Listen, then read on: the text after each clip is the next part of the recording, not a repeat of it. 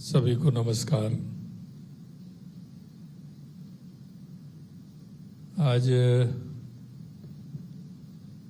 बहुत अच्छा शुभ अवसर है क्योंकि राजस्थान के दो होनहार पदक लेकर के आए हैं। दूसरा, आज जब कल हमने कार्यक्रम आयोजित किया था तो हमने कहा कि ऐसे युवाओं को भी उसमें आना चाहिए जो खेल में अपनी रुचि रखने वाले हैं। इसलिए हमने आज आप सभी को बुलाया और उसमें हमारे उन खिलाड़ियों के जीवन का अनुभव आएगा और उस अनुभव का लाभ आप सभी को मिले। इसलिए आज हमने ये कार्यक्रम आप सभी के साथ रखा है, क्योंकि व्यक्ति को जब अनुभूति होती है वो 3 प्रकार से होती है।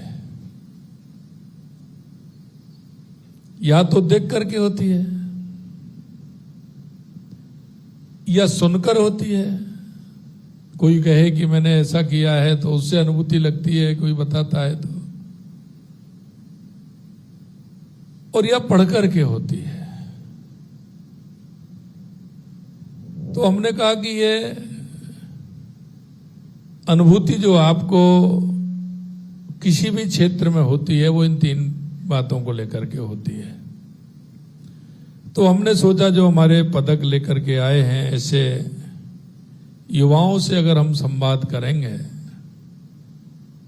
तो आप तो सुनेंगे ही, लेकिन राजस्थान के दूर दराज में बैठे वो सभी युवा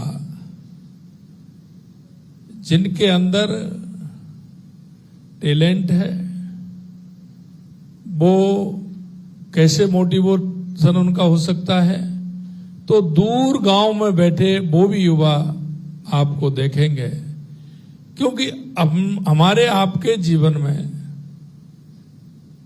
कोई ना कोई किसी ना किसी व्यक्ति का योगदान होता है। वो माता पिता का भी हो सकता है, गुरु का भी हो सकता है, अन्य अन्य बातों से देखने से भी हो सकता है, सुनने से भी हो सकता है, और जब हम अध्ययन करते हैं तो पढ़कर के भी हो सकता है। तो इन सभी की बात सुनकर के आपको मन में ये विचार आए कि मुझे भी ऐसा बनना है, मुझे भी देश के गौरव के लिए, प्रदेश के गौरव के लिए काम करना है, और निश्चित रूप से आना चाहिए। और ये हर व्यक्ति के अंदर सीखने की इच्छा भी होती है, उसी का अनुसरण करके हम चलते हैं। तो मैं सबसे पहले अरुंधति चौधरी से ही आग्रह करूंगा कि उन्होंने अपने राष्ट्रमंडल खेल में 2026 में मुक्केबाजी में प्रतियोगिता में स्वर्ण पदक प्राप्त कर पूरे देश और राजस्थान का नाम रोशन किया है। सबसे पहले तो मैं आपको बहुत बहुत बधाई देता हूं, आपको शुभकामनाएं देता हूं, आपके माता पिता को भी देता हूं और आपके गुरुजनों को भी देता हूं कि आपने देश का, राजस्थान का नाम रोशन किया है। मैं आपसे यही चाहता हूं कि आप हमारे जो युवा हैं उनकी प्रेरणा स्रोत भी बने, और राजस्थान के युवाओं से आप क्या कहना चाहोगे वो आपके मन की बात आनी चाहिए।